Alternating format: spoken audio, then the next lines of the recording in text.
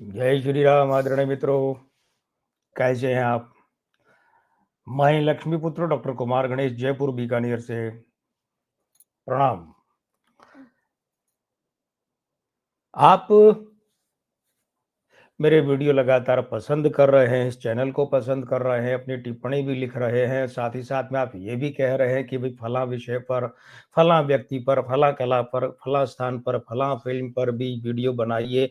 ये बड़ी अच्छी बात है और मेरे लिए तो बहुत, बहुत उत्साहवर्धक बात है। मैं कोशिश कर रहा हूँ कि आपकी ऐसी हर माँग पूरी करूँ, हर डिमांड पूरी करूँ और आपकी डिमांड की रिमांड में हमेशा बना रहूँ मैं।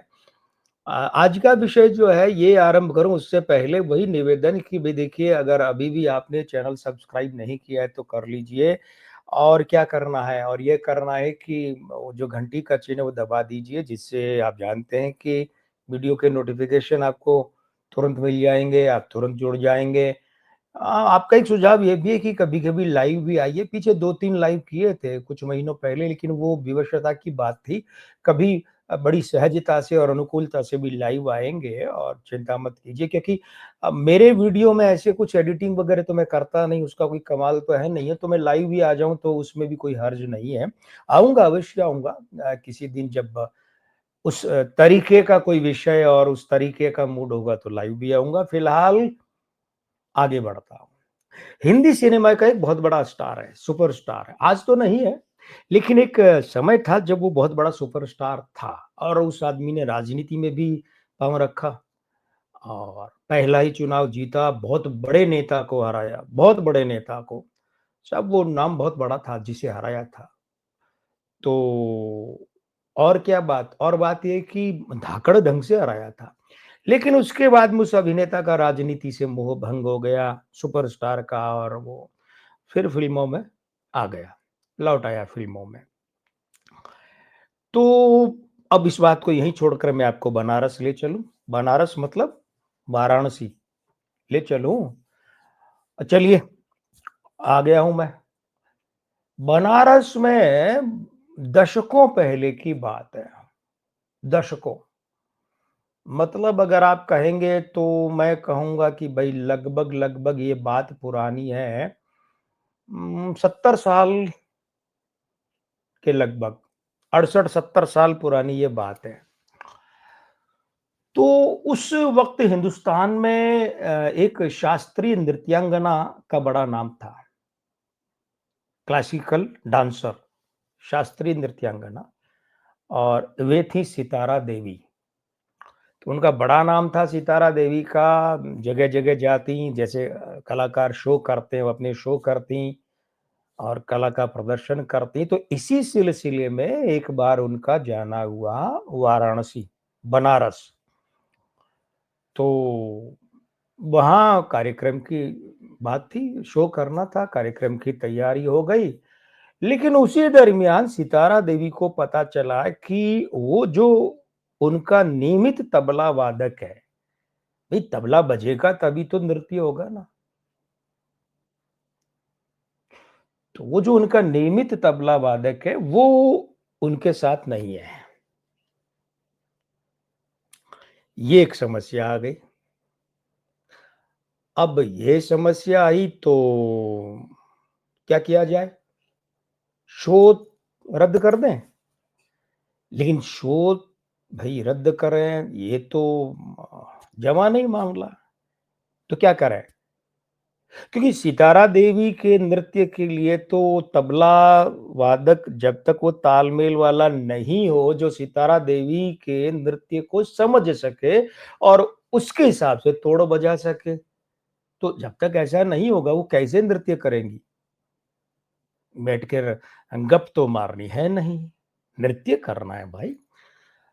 तो आयोजकों ने फिर क्या किया कि एक व्यक्ति को बुलाया, कम उम्र का था, लड़का ही समझिए आप उसे, किशोर वय की बात थी, किशोर वय, किशोर को बुलाया और बुला के सितारा देवी से कहा कि ये आपके साथ बजाएगा, बजा लेगा, बजा लेगा, बजा लेगा, बजा लेगा, बजा लेगा, बजा लेगा। मतलब ये वाक्य वही है, लेकिन पूछने वाले का अंदाज अलग है, कहने बताने वालों का अंदाज अलग है, समझाने वालों का अंदाज अलग है। सितारा देवी ने मजाक उड़ाते हुए कहा, ये बच्चा क्या संगत कर पाएगा, किशोर ही तो था वो। बोले ये बच्चा क्या संगत कर पाएगा। खैर साहब कोई बात नहीं, अब वो कार्यक्रम तो करना ही था, शो तो करना ही था, तो सितारा देवी ने शुरू किया कार्यक्रम। वो बच्चा बजा रहा था साथ में, और साहब उस बच्चे ने क्या तबला बजाया है। मतलब आसमान फाड़ बल्कि आसमान तोड़ और जमीन फाड़ तबला बजाया उस बच्चे ने।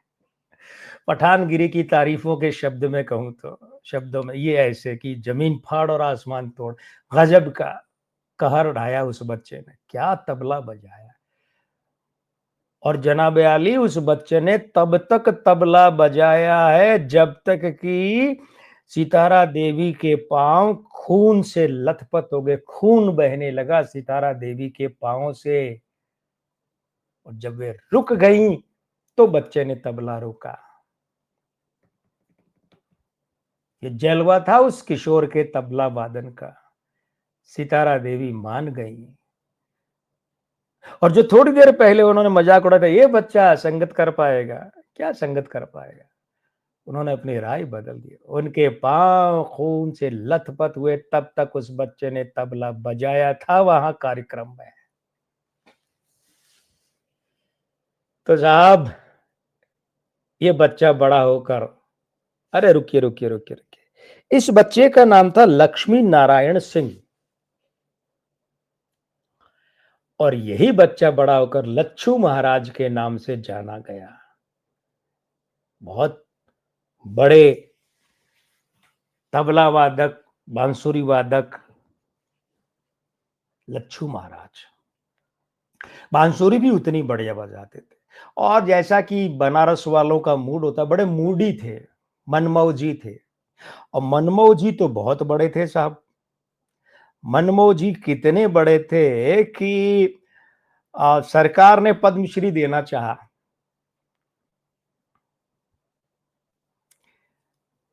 चंद्रशेखर की, चंद्रशेखर प्रधानमंत्री थे ना, याद है आपको? 4 महीने के लिए रहे थे, लेकिन राजीव गांधी की हत्या के बाद में वो लंबा खिंच गया चुनाव, तो कुछ महीने और रह लिए। तो चंद्रशेखर की सरकार ने जब पद्मश्री देनी चाही लच्छू महाराज को, तो उन्होंने मना कर दिया। बोले ये मेरे लिए जो अ, श्रोता हैं, दर्शक है, इनकी तालियां, इनकी वाहवाही वही अवार्ड है, मुझे नहीं चाहिए। मना कर दिया। और एक बात और है, जब इमरजेंसी के दौरान जेल में डाला गया तो इनका जेल में सेल वही था जहां जॉर्ज फर्नांडीज, मकरंद वगैरह ये लोग हुआ करते थे। तो इन्होंने वहां जेल में तबला बजाकर इमरजेंसी का विरोध किया। तबला बजाकर इमरजेंसी का। मुझे एक साहित्यकार है, उनका नाम याद नहीं आ रहा है, लेकिन मैंने पढ़ा था कि बंगाल से, कोलकाता से थे वे। और इमरजेंसी के विरोध में उन्होंने रोज एक कविता या शायद एक कहानी लिखी विरोध में, रोज। रचनाकार होते हैं, उनका विरोध का तरीका अलग। तो इमरजेंसी में जेल में भी तबला बजाकर इमरजेंसी का विरोध जताए, ऐसे थे लच्छू महाराज। अब लच्छू महाराज का क्या है कि वो, जैसा मैंने कहा, बांसुरी और तबले दोनों में पारंगत थे। अच्छा एक बात और है, सितारा देवी के साथ जब लच्छू महाराज ने तबला बजाया तब तो वो किशोर तो हो चुके थे, वो तो बच्चे थे 7-8 साल के। तब से ही मंच पर कार्यक्रम करने लगे थे, 7-8 साल के। और तब भी लोग बड़े गौर से उनका तबला वादन देखते, कहते जादू है बच्चे के हाथों में।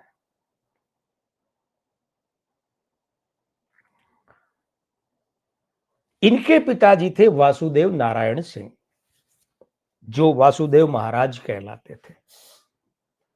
अच्छा हाँ, एक बात और कमाल की बात देखिए, जिन सितारा देवी ने इस बच्चे का मजाक उड़ाया था, मतलब बेइज्जती वाला नहीं, वैसे कि अरे ये बच्चा क्या संगत कर पाएगा, और इस बच्चे ने कैसी संगत की मैंने आपको बता दिया। यही लच्छू महाराज बाद में सितारा देवी ने अपनी बेटी इन्हें दी, मतलब अपना दामाद बनाया। यही लच्छू महाराज बाद में सितारा देवी के दामाद भी बने। तो ये लोग कुल 12 भाई-बहन थे, लच्छू महाराज वगैरह। 12 भाई-बहन मतलब अपने अपनी माता से जन्मे, सौतेली माता से जन्मे, यूँ मिलाकर 12 भाई-बहन थे और चौथे नंबर पर लच्छू महाराज थे।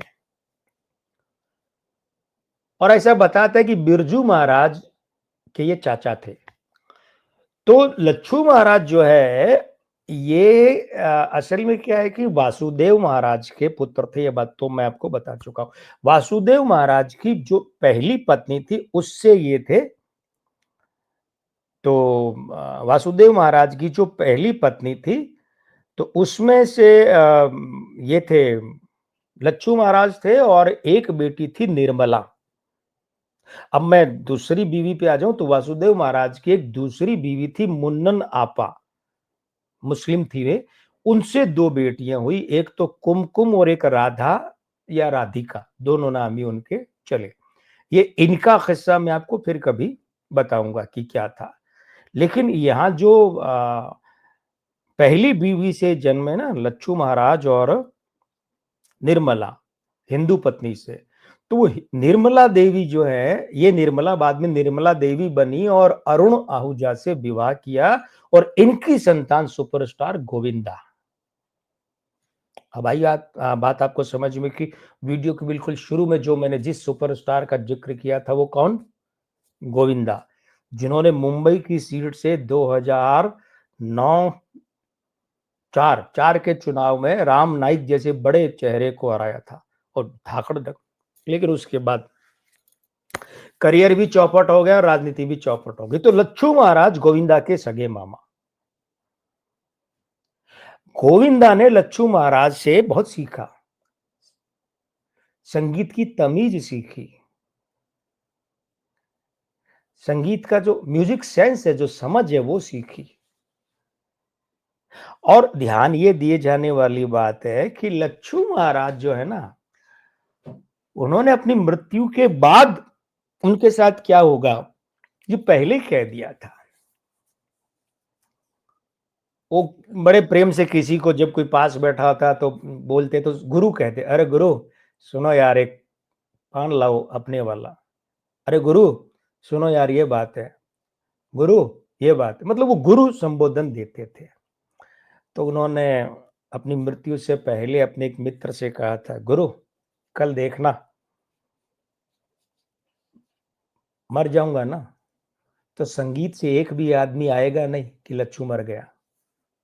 कहने का तात्पर्य, उन्होंने वो बनारसी भाषा में कहा, मैं उसका थोड़ा सा अनुवाद, भावगत अनुवाद प्रस्तुत कर रहा हूं।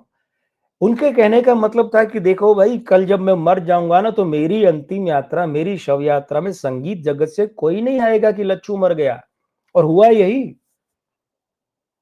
मतलब 16 अक्टूबर 1944 को जन्मे लच्छू महाराज 28 जुलाई 2016 को उनका देहांत हुआ।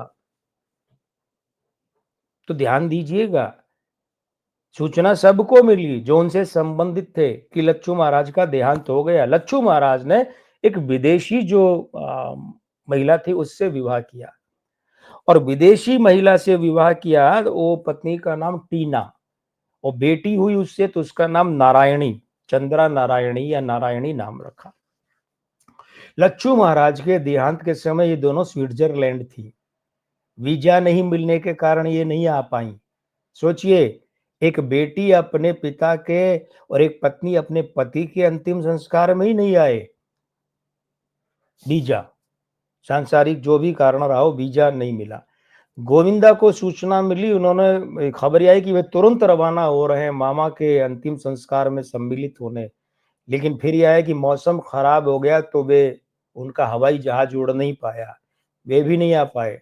दुनिया भर में लच्छू महाराज के सैकड़ों शिष्य थे, लेकिन दलेर मेहंदी के बड़े भाई शमशेर मेहंदी के अलावा उनका एक भी शिष्य नहीं था।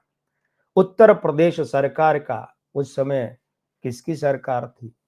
अखिलेश यादव की। उत्तर प्रदेश सरकार का कोई मंत्री नहीं था, कोई आईएएस अधिकारी नहीं था, हिंदुस्तान का कोई फिल्म स्टार, बड़ी सेलिब्रिटी, संगीत से, नृत्य गायन से जुड़ा कोई नहीं था। बस वो स्थानीय स्तर पर 100, 150, सवा 100 लोग इकट्ठे हो गए थे और वो जो घुघरान गली का उनका पैतृक मकान था जहाँ, वहाँ से उनकी शव यात्रा निकली।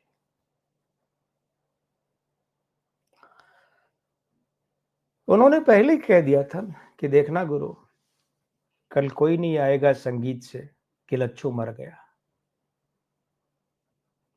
नहीं आए। क्या कहा जा सकता है, कुदरत की लीला, प्रभु का खेल। लेकिन लच्छू महाराज अपनी कला के लिए हमेशा के लिए अमर। हिंदुस्तान के कला जगत में ही नहीं बल्कि दुनिया भर के कला जगत में भी अमर। और बनारस की तो घुघरानी गली जो है वो लोग कहते हैं कि साहब आज भी लगता है कि महाराज तबला बजा रहे हैं। अनुभूति होती है। वो ऊपर की मंजिल पर रहते थे।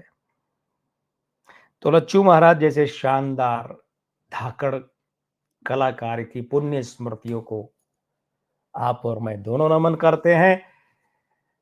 और चलने से पहले इतना अवश्य कहूंगा कि चैनल सब्सक्राइब कर लीजिए, वीडियो पसंद कर लीजिए, आगे करवाइए, भेजिए, वायरल करवाइए, आशीर्वाद दीजिए, अपनी टिप्पणियां लिखिए। किस विषय, किस अभिनेता, किस नेता, किस व्यक्ति, किस सेलिब्रिटी के बारे में आप किससे सुनाना चाहते हैं, लिखिए, मैं पालन करूंगा।